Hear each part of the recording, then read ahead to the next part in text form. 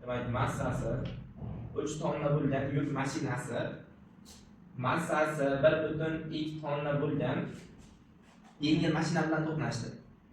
Demak, yuk mashinasi zarba natijasida 5 metr taqsim m1 m2lik. Yuk mashinasi zarba natijasida a1 5 metr taqsim sekund kvadrat tezlanish olgan bo'lsa, avtohalokatdan so'ng darhol yengil mashina qanday tezlanish olganini aniqlaydi. Demak, aytini so'ramoqda. Qarayman. Yuk mashinasi bor ekan. Yuk mashinasi keldi-yu, kichkinaroq bo'lgan yo'lovchi va tashuvchi mashina. Keyin urildi. Urilish natijasida aytayaptiki, mana bu katta jism, ya'ni qandaydir F1 kuch bilan kelib urilgan vaqtda bu jism 5 metr taqsim sekund kvadrat tezlanish bilan harakatlangan bo'lsa, demak F2 qanday kuch bilan ta'sir qilgan va qanday tezlanish bilan harakatlangan. Endi urilgan vaqtda biz Newtonning 3-qonuniga binoan F1 teng F2 deb olamiz. Ya'ni M1 A1 teng bo'ldi nimaga? M2 A2. Demak, M1 massamiz 3 tonna, 3 ko'paytirilgan. Tonnada bo'lgani uchun tonnada hisoblab ketamiz. 5 teng bo'ldi 1,2 A2 ga. Demak, A2 topadigan bo'lsak, 15 taqsim 1,2. 150 taqsim 12 deb oladigan bo'lsam, 3 ga qisqartirsak 50 taqsim 4. Xo'sh, bittadan, ikkitadan, beshtadan 12,5 metr taqsim sekund kvadrat tezlanishga ega bo'lar ekan. Endi 10-masalaga o'tamiz. 10-si berilgan. Savol. Massalar mos ravishda M1 teng 80 kg, M2 teng 60 kg bo'lgan ikkita konkichidan birinchisi ikkinchisiga 24 newton kuch bilan ta'sir qilmoqda. Demak, F teng 24 newton kuch bilan ta'sir qilmoqda.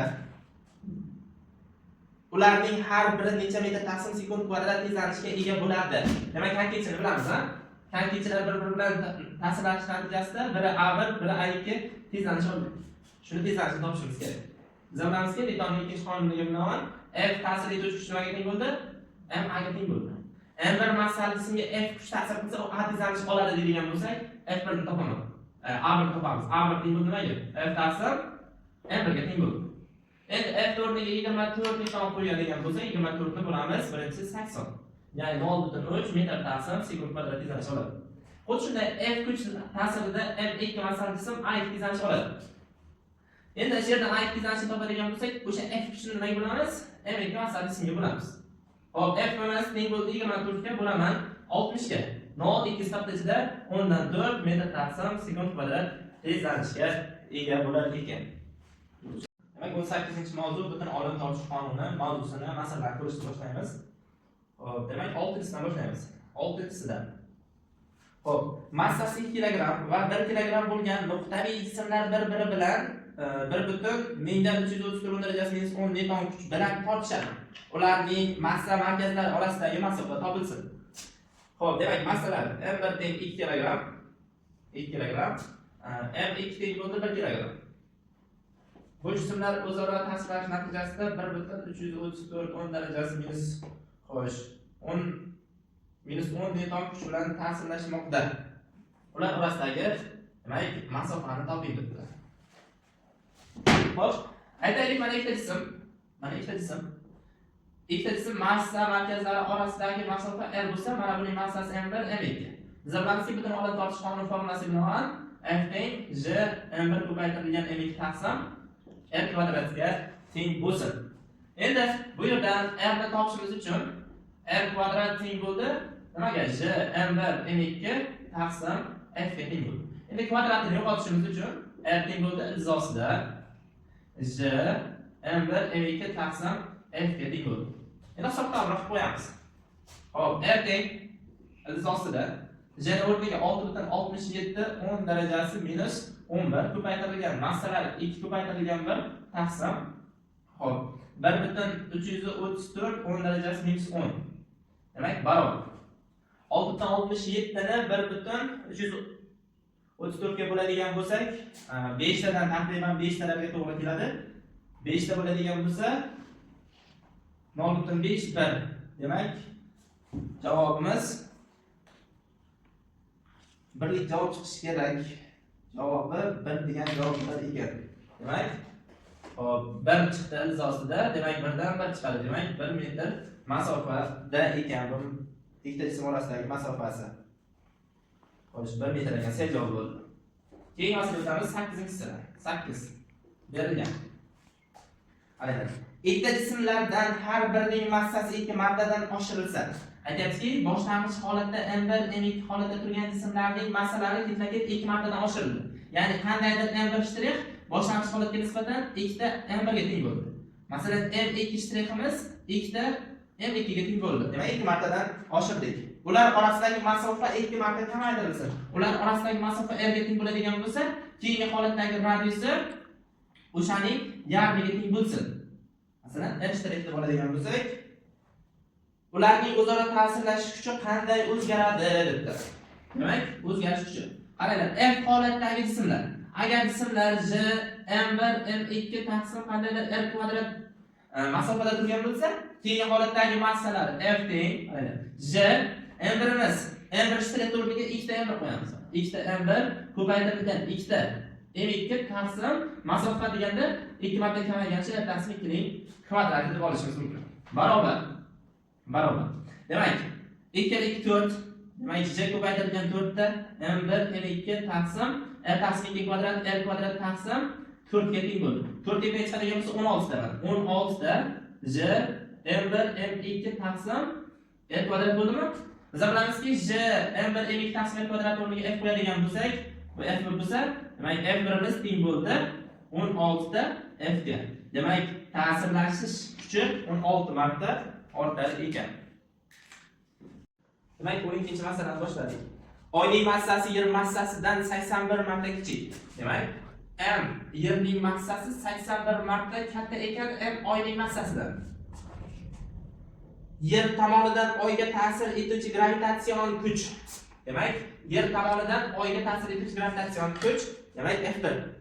Yer tomonidan, xo'sh, demak, oy tomonidan yerga ta'sir etuvchi gravitatsion kuch F2 ga teng bo'lsa, demak, oy tomonidan yerga ta'sir etuvchi kuch F2 kuchga teng bo'lsa, demak, bizga so'ratiladigan narsa nisbati qanday bo'ladi? Demak, nisbatni topishimiz kerak. Tasavvur qiling, mana yer. Mana bu oy bo'lsa, o'sha yer atrofida nima qiladi? Harakatlanadi. Endi qarayman. Oy va yer orasida masofa R mi? Endi bizga bilishimiz kerak bo'ladigan narsa, yer tomonidan oyga ta'sir etuvchi gravitatsion kuch F1 ga teng bo'lsa, oy tomonidan yerga ta'sir etuvchi gravitatsion kuch F2 ga teng bo'lsa, o'z holatida bilishimiz kerakki, F2 taqsim F1 doim nimaga teng bo'ladi? 1 ga teng bo'ladi. Sababi bir-biriga ta'sir etuvchi kuchlar Newtonning 3-qonuniga binoan o'zaro teng bo'ladi. O'sha uchun F2 F1 ga teng bo'ladigan bo'lsa, bir-birini qisqartirib yuborsak, 1 chiqar ekan. Buni javobi 1 chiqadi. Bo'ldi. Demak, 18-chi masalani ko'rib o'tamiz. M massali sayyora. Demak, M massali sayyora mana bu markazda joylashgan M massali sayyora. Mana M massali sayyora. Atrofida M0 va M bo'lgan massali sun'iy yo'ldoshlar mos ravishda, demak, mos ravishda 3R va 5R masofalarda ta'sirlashmoqda, ya'ni bo'ylab harakatlanmoqda. Sun'iy yo'ldoshlarning o'zaro gravitatsion ta'sir kuchi aniqlansin. Demak, bu ikkita jismning o'zaro gravitatsion kuchi aniqlansin, ya'ni F ning so'roq. Bizga aytyaptiki, gravitatsion doiraysini R deb oling. Endi bizga kerak bo'ladigan narsa burchak kerak edi. Burchakni bizga berib qo'ygan, kosinus alfamiz 3/5 ga teng. Endi mana buni M va M0 massali jismlarni tutashtirsak, nimaga o'xshayapti? Uchburchakkami? Uchburchakni chizib olsam bo'ladi, ha? Mana bu yerga uchburchakni chizib olaman. Ana uchburchak. Demak, mana bu masofamiz 5R ga teng, bu masofamiz esa 3R ga teng. Agar mana bu burchagimizning kosinus alfasi teng ekan 3/5 ga teng bo'lsa, mana bu x. Demak, kosinuslar teoremasidan topib olamiz. Demak, kosinuslar teoremasini yozadigan bo'lsam, c kvadrat teng bo'ldi a kvadrat plus b kvadrat minus x ta ab kosinus alfa, to'g'rimi? Shu formula yordamida x imiz nechaga tengligini keltirib chiqaramiz. Demak, x teng bo'ldi 5rning kvadrati 25r kvadrat. 3rning kvadrati 9r kvadrat. Minus 2 kara r'miz demak 5r bo'ldi. 5r ko'paytirilgan 3r ko'paytirilgan. Demak 3 taqsim kosinus o'rniga 5 ni qo'yib o'tamiz. Demak 5 bilan 5 ni qisqartirib yuboradigan bo'lsak 3 ga 3 9 9 2 ko'paytirsam 18. Xo'p, endi 25 ga 9 ni qo'shsak 34r kvadrat minus 9 18 bo'ladimi? 18r kvadrat. Demak hisoblaydigan bo'lsak 16r kvadratga teng bo'lar ekan. Demak x ni o'zini topadigan bo'lsak 4r ga teng bo'ldi. Demak orasidagi masofamiz 4r ga teng. Endi xo'p, butun olam tortishuvni yozadigan bo'lsak j m1 m2 taqsim r kvadrat deb olamiz. Demak f de gravitatsiya doimiysini gamma deb oladigan bo'lsak, gamma ko'paytirilgan m0 kara m taqsim 4r ning kvadrati 16r kvadratga teng bo'lar ekan. Demak javobimiz shunday kelib chiqar ekan. Buni javobimi demak 16r kvadrat. Gamma m0 m demak a javobga to'g'ri kelar ekan. A javob bo'ldi.